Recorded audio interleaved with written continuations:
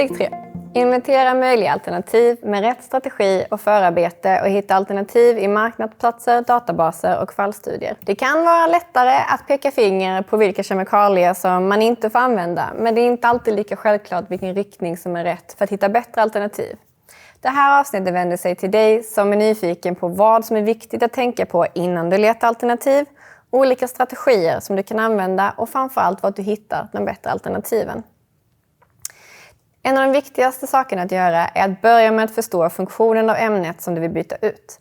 Om det går att fasa ut direkt utan någon påverkan på material, produkt eller process så är det bara att köra på. Men tyvärr är det sällan så enkelt. Flamskydd, vatten- och smutsavvisning, färg eller lim är alla funktioner som är önskvärda av en orsak och att börja ändra kemikalieinnehållet påverkar fler aspekter än bara miljö och hälsa. Till exempel funktionen i sig, produktens livslängd, dess möjlighet till återvinning eller kunders upplevelse av produkten genom till exempel färg och lukt. Så börja med att fråga, hur och varför används kemikalien i produkten eller processen? Substitutionsarbete innefattar även att se över den tekniska specifikationen för produkten och om kraven kan justeras för att bredda möjligheter till bättre alternativ.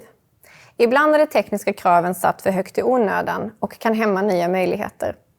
Tekniska krav kan även vara kopplade till lagstiftning och det är lite svårare för ett enskilt företag att påverka. Men funktionen kan också vara kopplad till marknadens önskemål, vilket gör substitution en fråga för marknadsföringsavdelning, vilket kanske inte är det första man tänker på när man hör ordet kemisk substitution. Ett exempel på detta är en marknadsundersökning för smutsavvisning i engelska skoluniformer.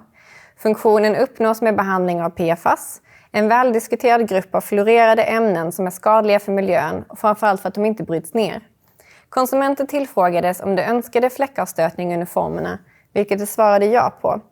Konsumenterna fick sedan 3 följdfrågor som var kopplade till eventuella fördelar som man skulle kunna tänka sig med fläckavstötning.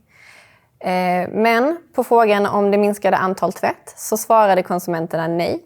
Det ledde inte heller till färre inköp av uniformer. Och på frågan om kläderna höll sig fräschare längre så svarade de vet ej. Så även om konsumenterna hade krav på smutsavvisning så var det inte kopplat till några egentliga upplevda fördelar som man skulle kunna tänka sig med fläckavstötning i skoluniformer.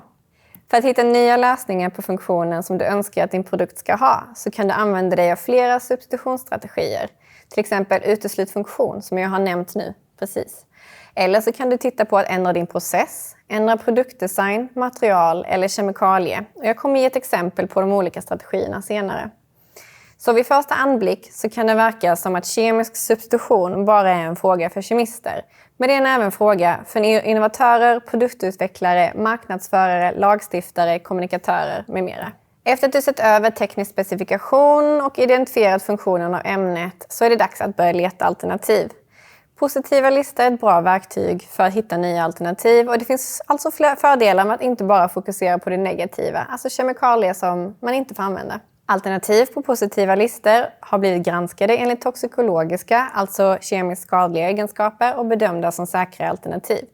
Det är däremot viktigt att du kollar upp vilka kriterier som står bakom listan så att det överensstämmer med dina egna krav. Eftersom kriterierna kan variera beroende på aktören som har publicerat listan. Det finns även andra former av resurser som databaser, marknadsplatser och fallstudier som är goda exempel på substitution som andra har genomfört tidigare. Jag kommer gå igenom en handfull med exempel men det finns mycket mer information att hämta på vår hemsida.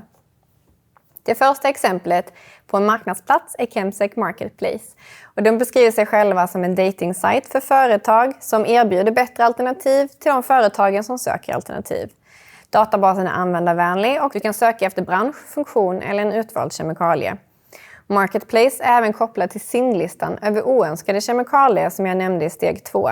Du kan därmed få ett direkt förslag på substitut. Är det tomt på alternativ och du känner dig lite ensam så kan du alltid lägga in en sökesannons. Subsport Plus är en databas med hundratals fallstudier från aktörer som har hittat bättre alternativ till skadliga kemikalier. Databasen är ett resultat av ett europeiskt initiativ och har exempel från flera olika länder. Du kan söka efter utvalda kemikalier eller funktioner för att hitta mer information. Det tredje exemplet, Ask Nature, är ett lite annorlunda exempel som fokuserar på biomimetik. Biomimetik är teknik som efterliknar funktioner från biologiskt liv i naturen. I databasen så kan du söka utifrån olika funktioner och ibland finns det exempel på produkter som har anammat de biologiska strategierna. Jag gillar exemplet på lotusblomman vars mikrostruktur minimerar kontakten med vatten och smuts på bladets yta. Och det här är någonting som har använts för att ta fram självtvättande fönster som exempel. Men om vi ska återkoppla till substitutionsstrategierna och framförallt mitt exempel som har följt med genom trappan, flamskyddsmedlet i soffan. Flamskyddsmedlet tillsätts för att fördröja antändning av stoppningen inuti soffan vid brand då polyuretan, materialet, är väldigt lättantändligt. Uteslutfunktion i det här fallet kan handla om lagkrav på flamskyddsmedel i möbler som är högre i exempelvis USA och England. Så att uteslutfunktion handlar då om att påverka lagstiftningen. En process för flamskyddsmedlet i det här fallet handlar om att begränsa källan till antändning. Och det skulle kunna vara genom att ge strikta instruktioner på vart soffan får vara placerad. Till exempel inte ha några ljus eller elektronik i närheten. Lägenheten kanske också gärna får bestå av betong.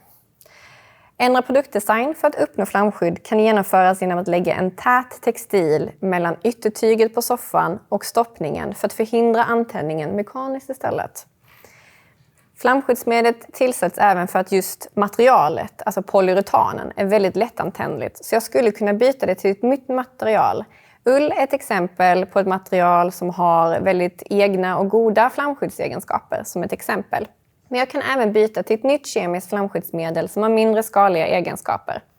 Det här är bara exempel för att visa bredden på hur du kan tänka när du letar alternativ. Och att det inte bara är kemikalie till kemikaliesubstitution som gäller.